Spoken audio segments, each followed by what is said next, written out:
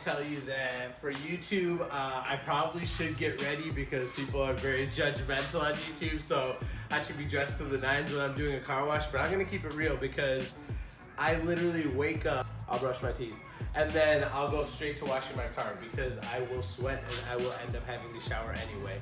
So I apologize if you guys are coming on here for, pointers on how to dress because this is not the channel for you, as you can see. All right, let's make some things happen. All right, I already told you guys, don't mind the mess in the garage. That's my project for the spring, summer. All right, so this is a pressure washer I use. It's electric. It's only 1700 PSI, 1.2 GPM. It's a Ryobi. So that's the gun that it comes with. It's the Ryobi gun. It's got the orange nozzle on it when I'm using it to spray the vehicle. These are the 3 quick disconnect that I just bought today, just to make life easier, and I'm actually gonna show you guys how it works.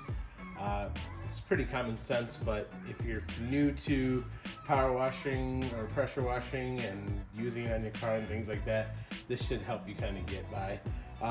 These are just 3/8 couplers and then the quick connect coupler. So that just makes life easier in terms of me not having to twist on and off the piping every time I need to switch between the foam cannon, which is this one. And again, I'll give you, this is the MTM Hydro. It's our newest one out. I'll give you more information on the link at the description.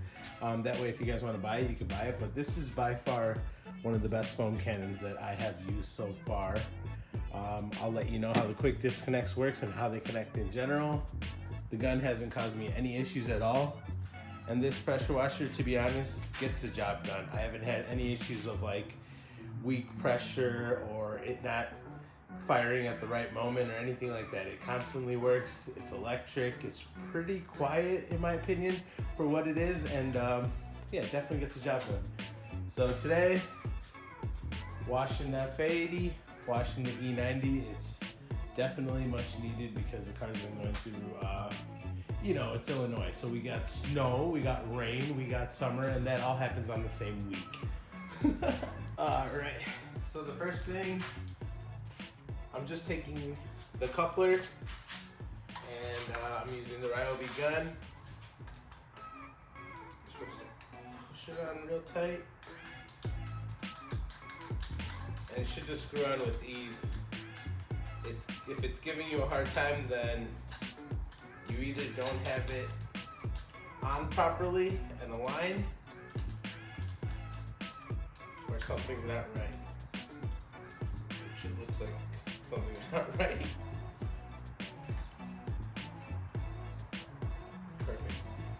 So you really want to make sure this aligns and seat properly, because the thing is, it's so easy to just screw on and mess up the fitting. And once you mess the tightening process up, that'll mess up the threads, and then you basically have to start from square one, where you have to buy a new gun and a new one of these couplers. So get it right the first time, don't it up, and you should be fine. So this nice and tight seal. Every time I want to disconnect, pull this back, pull it out, done. Do the same thing for the foam cannon.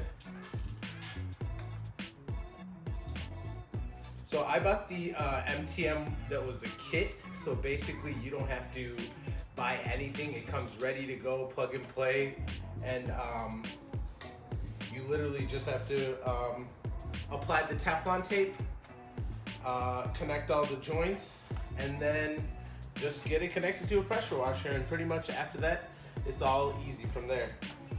There is a process in terms of how you're supposed to pour the soap, how much soap you're supposed to put, and if you're supposed to put, I think you're supposed to put hot water in it. That's the technique that I was taught. I don't know the science behind it, so I'm sure you can find a channel that'll teach you that. But I'm just gonna show you how to get nice, thick suds that goes on the car, that brings all the gunk down, and then you carry on with your regular wash.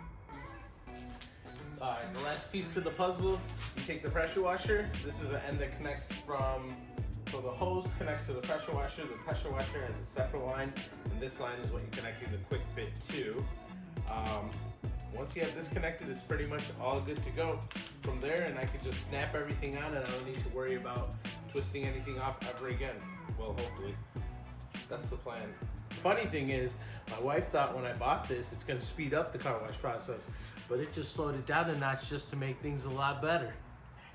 Now it's time to back the cars out. I typically don't like to wash the cars inside the garage.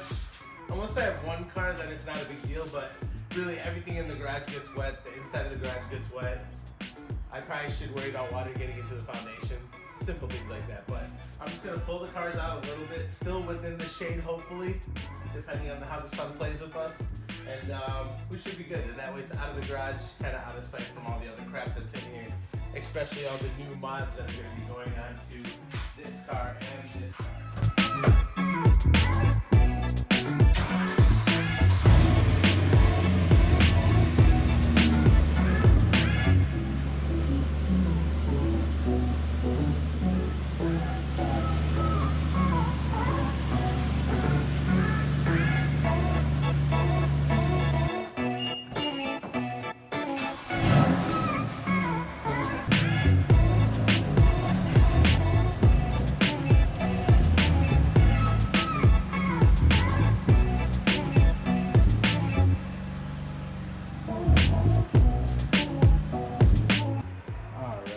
For the pressure washer to work, I'm just giving you basic setup. So you just need a water hose. I have it connected to my laundry room, and basically that is going to have a little spout attached to the water basin that's next to the washer and dryer. That one just connects to the hose. The hose then connects to the Ryobi pressure washer. And then, as you can see down there, and then from the Ryobi pressure washer, it has its own line right there, and that connects to either the foam cannon or the pressure washer. And again, the pressure washer can be used for more than just a car wash, obviously, and but I use it primarily for cars and sometimes concrete. But obviously, if you're gonna do concrete or something more abrasive, you probably need a stronger one and possibly even gas. But I just like how the electric works, and it serves its purpose for me.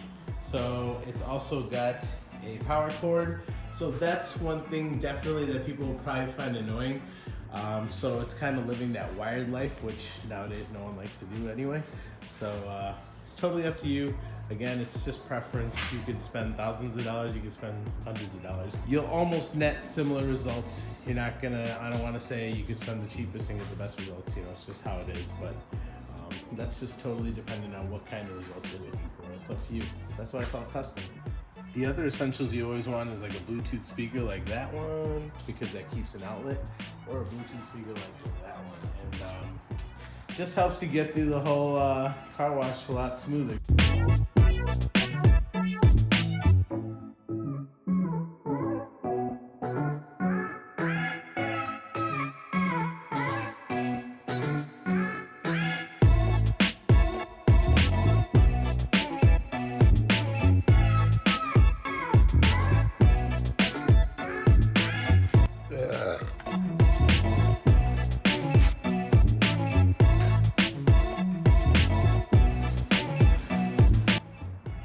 So now what I'm gonna do is I'm gonna do a little pre-rinse.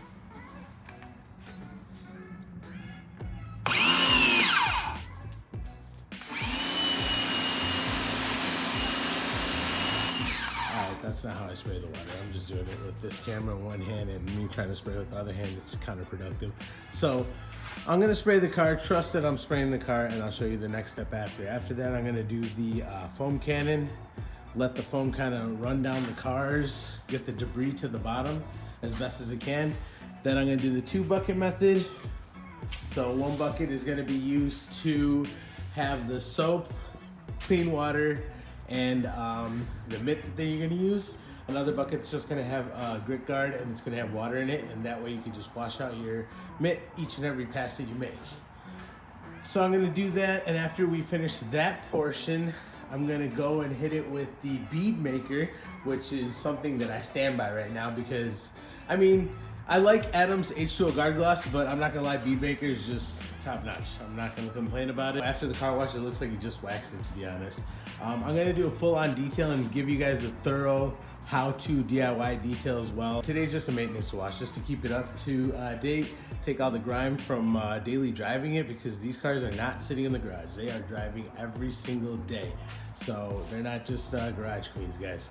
These videos are kind of jumbled together because I've been trying to do it in like a set order. Like I got my new wheels and I have a whole video made for that, but you know, I'm just gonna make videos on the fly. I'm just gonna do maintenance car wash, the wheels, how to start, how to drive DCT, just how it is POV of driving the F80, the E90, and just more videos like that, just things that you want to see. And if you guys have any other videos that you want to watch or want me to make, let me know. I'm in the process of getting a solid mic so that way I can get awesome outside exhaust footage for you guys. That way you guys can get the true sound of the car, because half the problem right now online is no one can capture the true sound of the F80. The E90, you don't really have to try hard. It's a V8, so you know, it just always sounds good. But the F80, you just have to capture it right. But it does sound good and it's all right. But you know, people are just gonna say I'm justifying because I own it, but whatever. It's brushes and things like that that's only supposed to be on the wheels or metal inside this bucket, so that way I don't use it on the car. So I'm just gonna fill the bucket with water. All right, so now I'm gonna hit it with some wheel cleaner. Probably should have done this before, but it's no big deal. Just hit it light on these wheels because this car barely drives. This car had to get all the caked up gunk off.